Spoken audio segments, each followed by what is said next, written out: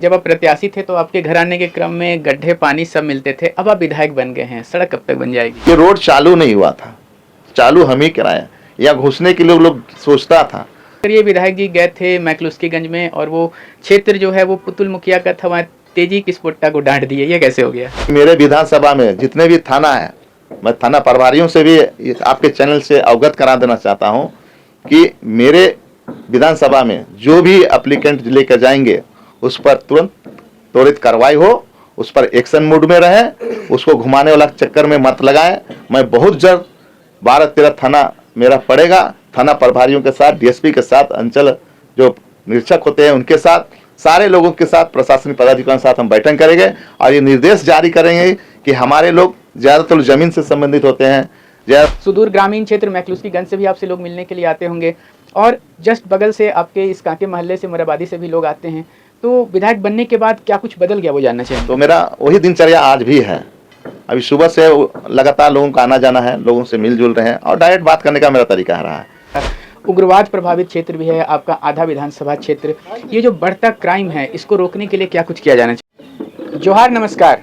झारखंड के एक ऐसे जुझारू नेता जो कि लगातार प्रयास करते हैं और अगर तबीयत से पत्थर उछाला जाए तो आसमान में छेद हो सकता है, ये अपने कामों से करके दिखा देते हैं। जी हाँ, अपने चौथे प्रयास में कांके विधानसभा में बीजेपी के मजबूत किले को ध्वस्त करके विधायक बन चुके हैं।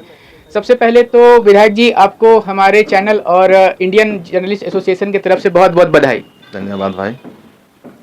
विधायक जी, अब आप विधायक बन चुके हैं तो आपका जो विधानसभा क्षेत्र है इसमें सुदूर ग्रामीण क्षेत्र मैकलुस्कीगंज से भी आपसे लोग मिलने के लिए आते होंगे और जस्ट बगल से आपके इस कांके मोहल्ले से मोराबादी से भी लोग आते हैं। तो विधायक बनने के बाद क्या कुछ बदल गया, वो जानना चाहेंगे। देखिए, मेरा शुरू से रहा है लोगों के साथ मिलने जुलने का तौर तरीका। पहले भी लोग फ़ोन करते थे, लोग कार्ड नहीं भेजते थे, फ़ोन कर देते थे तो हम उनके कार्यक्रम में चला जाता था, या कोई भी घटना दुर्घटना हो जाता था तो हम स्वयं पहुंच जाते थे। तो मेरा वही दिनचर्या आज भी है। अभी सुबह से लगातार लोगों का आना जाना है, लोगों से मिलजुल रहे हैं और डायरेक्ट बात करने का मेरा तरीका रहा है। पहले भी हम चाहे बिजली की समस्या होता था, सबसे पहले जीएम साहब को फ़ोन लगाते हैं, क्योंकि जीएम साहब और इसी साहब ही ट्रांसफार्मर को है अलाउट करते हैं। आपका एसडीओ और एक्जीक्यूटिव से नहीं होता है तो उनको कहता है कि सर आदेश कर दिया जाए उनसे। तो इस हिसाब से हम काम किए हैं। तो बुढ़ऊ और खिलाड़ी चाहे काके का, इसको हम त्वरित जो है बात करने का काम करते रहे और आज भी मेरा वही स्टाइल है और हमको लगता है ये स्टाइल अच्छा है। बिल्कुल, स्टाइल बहुत अच्छा है आपका। आपके क्षेत्र में क्राइम बहुत ज़्यादा है। आप भी सुबह सुबह में खबर आती है कि रात में खिलाड़ी के निर्मल महतो चौक पे खाईबा को फूंक दिया गया। उग्रवाद प्रभावित क्षेत्र भी है आपका, आधा विधानसभा क्षेत्र। ये जो बढ़ता क्राइम है, इसको रोकने के लिए क्या कुछ किया जाना चाहिए? देखिए, इस हिंदुस्तान में हो चाहे विश्व में हो, लोग कई तरह के होते हैं, सबका कैटेगरी अलग अलग होता है, काम करने का तरीका अलग अलग होता है। उसी कैटेगरी में कुछ लोग हैं जो लोग अपना जो है अर्निंग करने का तरीका ढूंढे होंगे। व्यवसाय लोग भी उनके साथ शागिर्द होंगे, तभी तो मान ले इस तरह घटना घटा है।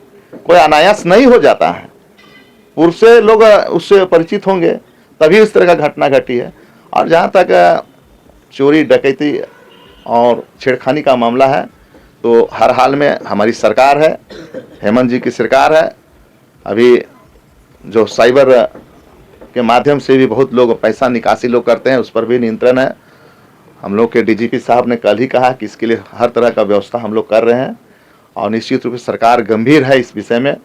20 शहर में भी छेड़खानी हो जा रही है, उस छेड़खानी रुकना चाहिए। जहाँ भी हो, माँ बहनों का इज्जत बचना चाहिए, उसको हम सम्मान की दृष्टि से देखते हैं। और जो भी इस घटना में संलिप्त होते हैं या होंगे तो वो सुधर जाए, नहीं तो स्टाइल बदल जाएगा। हाँ, कोई ऊपर से हम नहीं आए हैं बन के, हम नीचे वाले लोग बनाए हैं, तो नीचे वाले को भी हम सुधारने का काम करेंगे। बिल्कुल, आप ही के बाद से एक सवाल, आपका जो विधानसभा क्षेत्र है वहाँ पर जो महिलाएं हैं ग्रामीण, खास करके जो गांव में रहती हैं, उन लोगों की स्थिति बहुत दयनीय है। वो जब थाना में शिकायत दर्ज करने भी जाती है तो कई बार शिकायतें नहीं सुनी जाती है। सबसे ज़्यादा ST/SC मामला जो पेंडिंग पड़ा है वो आप ही के विधानसभा क्षेत्र का, चाहे वो बुढ़मू का हो या खिलाड़ी का हो या मैकलुस्कीगंज का हो, इसमें है। तो इसके लिए क्या कुछ आप निर्देश देना चाहेंगे जो पुलिस में वर्दी में हैं? जो इलेक्ट्रिसिटी एक्ट कानून जो कहता है, उस कानून के तहत प्रभारी को काम करना चाहिए। आदिवासी हो, दलित हो, पिछड़ी हो, ओबीसी हो, चाहे जो भी कास्ट का लोग हो, जो भी समस्या लेकर जाते हैं, आपको आके थाना इंचार्ज क्यों बना जाता है कि आप उनकी बातों को सुनेंगे, कि टाल टलवा करेंगे, इधर उधर की बातें करेंगे। ये सब नहीं चलेगा। मेरे विधानसभा में जितने भी थाना है, मैं थाना प्रभारियों से भी आपके चैनल से अवगत करा देना चाहता हूं कि मेरे विधानसभा में जो भी एप्लीकेंट लेकर जाएंगे उस पर तुरंत त्वरित कार्रवाई हो, उस पर एक्शन मूड में रहे, उसको घुमाने वाला चक्कर में मत लगाएं।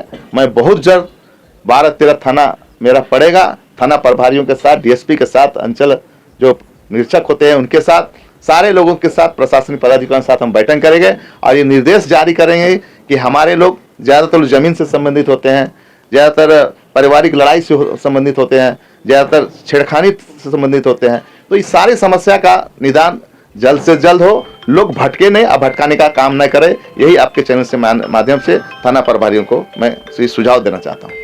यहाँ तक तो ये व्यक्तिगत बातें, अब जरा राजनीतिक बातें करते हैं। आपके लंबे चले आभार यात्रा से कल कांग्रेस पार्टी के आभार समागम तक, अब जब सरकार बन चुकी है, शपथ ग्रहण हो चुका है, काम शुरू हो चुका है, तो अब कांग्रेस पार्टी हेमंत सोरेन सरकार को किस प्रकार से सहयोग कर रही है काम में, और क्या रणनीति है जिससे कि सरकार का चेहरा पहले से ज़्यादा बेहतर दिखे? देखिए, कल समागम आभार या कार्यक्रम था और इसमें माननीय प्रभारी गुलाम मोहम्मद मीर साहब जी आए थे और प्रदेश के अध्यक्ष केशव महतो कमलेश जी, कैंपेनिंग कमेटी के चेयरमैन माननीय सुबोधकांत साहा जी और कई मंत्री और विधायकगण थे, कार्यकारी प्रदेश के अध्यक्ष लोग भी थे। और साफ स्पष्ट शब्दों में प्रभारी जी का कहना था कि जो भी सरकार के द्वारा अनुपूरक बजट में लाया गया है उस काम को धरातल पर उतारना है, सरकार को सहयोग करना है। और सरकार अगर उस दिशा में काम नहीं कर रहा हो तो ऐसी परिस्थिति में 16 विधायक को ये टास्क दिया गया है कि आप अपने अपने विधानसभा क्षेत्र में प्रत्येक महीना आप बैठकें करके सरकार की कार्यों की समीक्षा करें और जो भी कमियां हो उसको मिलकर समन्वय स्थापित कर कर माननीय हेमंत सोरेन जी से बैठकर उस पर सुझाव हम लोग देंगे। तो निश्चित रूप से जो शिकायतें बीच बीच में होता है कि ये काम नहीं हो रहा, वो काम नहीं हो रहा, तो जब तक हम नहीं बैठेंगे तब तक समस्या का निदान नहीं होगा। इसलिए सुझाव उन्होंने बहुत अच्छा दिया है और सारे विधायकों को मौका दिया है कि अपने अपने आवास में अपने सुविधा अनुसार जहां भी बैठाना चाहते हर महीना आपको फर्स्ट वीक में बैठना है। तो इस हिसाब से काम बढ़िया होगा और सरकार को हम लोग जो नए उमंग के साथ जो उन्होंने 11,697,45 लाख रुपया जो अनुपूरक बजट में पेश किया गया है उसको धरातल में उतारेंगे। इसके लिए सभी विभागों में राशि का आवंटन विभागवार कर दिया गया है। सारे मंत्री डिप्यूट हो चुके हैं, अपना कार्यभार संभाल रहे हैं। तो निश्चित रूप से नया साल 2024-25 जो है वो सुखद होगा और शांतिपूर्ण वातावरण में हम लोग आगे काम करेंगे। कुछ फटाफट सवाल लेते हैं, आप संक्षेप में जवाब दीजिएगा। विधायक जी, जब आप प्रत्याशी थे तो आपके घर आने के क्रम में गड्ढे पानी सब मिलते थे, अब आप विधायक बन गए हैं, सड़क कब तक बन जाएगी? ये सड़क निश्चित रूप से गड्ढे थे तो भी हम ही बनाए थे इस रोड को। सुबोधकांत साहा जी एक फंड दिए थे यहाँ पर अपने यहाँ तक, उससे पहले 5 फीट का गड्ढा हुआ करता था यहाँ पे, उस रोड को हमने ही बनाया। इस रोड को भी हमने ही मिट्टी गिरा के वहाँ पर ठीक कराया था। ये रोड चालू नहीं हुआ था, चालू हम ही कराया। यहाँ घुसने के लिए लोग सोचता था। जब हम यहाँ आके यहाँ घर बनाने लगे 2012 में तो मात्र एक घर था यहाँ, मैडम रीता चौधरी का था और मात्र हमारा घर था। यहाँ कोई एकदम वीरान था। अब धीरे धीरे जनसंख्या बढ़ती गई है। हमको लगता है यहाँ 2000 घर से कम नहीं हो गया है, यहाँ से 2 किलोमीटर पीछे तक है। तो निश्चित रूप से जब आदमी बसते हैं तो वहाँ रोड नाली पुल पुलिया बनाना ही पड़ता है। तो इसको हम अपना स्वीकार करते हैं कि हम इसको बनाएंगे और इसको चौड़ीकरण कराएंगे। 15 फीट का जो है पीसीसी रोड करेंगे यहाँ से जहाँ तक हमारा एरिया पड़ता है। तो ये आपको आने वाला 1 साल के अंदर में ये नहीं बोलना पड़ेगा कि गड्ढा है, ये रोड चमकेगा।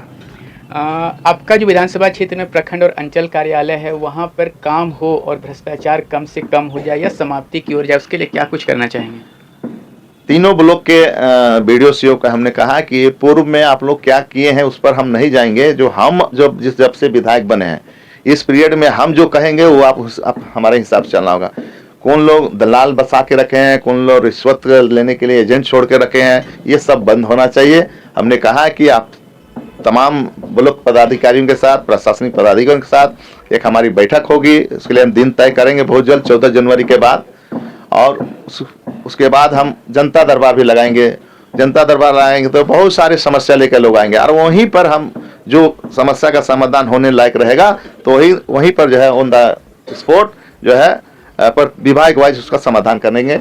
जमीन से संबंधित ज़्यादा समस्या है अभी झारखंड में आप देख रहे होंगे, तो इसका भी हम लोग मॉनिटरिंग कर रहे हैं कि कैसे इसका समाधान होगा। ऑनलाइन किसी का जमीन का नहीं चढ़ा है तो ये सारी समस्या है, उसको हम लोग जनता दरबार में उसको सॉल्व करेंगे। एक विवादास्पद सवाल आपसे पूछना चाहेंगे, आप अपनी यादाश्त के लिए जाने जाते, अभी बातों बातों में आपने जो आंकड़ा बताया उसमें 1 रुपए के बारे में आपने जिक्र कर दिया, मगर ये विधायक जी गए थे मैकलुस्कीगंज में और वो क्षेत्र जो है वो पुतुल मुखिया का था, वहाँ तेजी किस पुट्टा को डांट दिए, ये कैसे हो गया?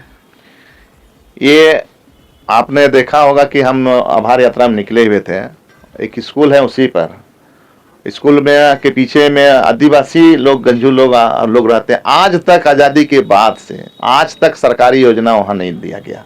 इस बात का दुख था मुझे कि आखिर 2 टर्म की वो मुखिया रही हैं, तो आपका वोटर है, आपका जनता है, तो आपको तो जरूर कुछ ना कुछ वहाँ देना चाहिए था।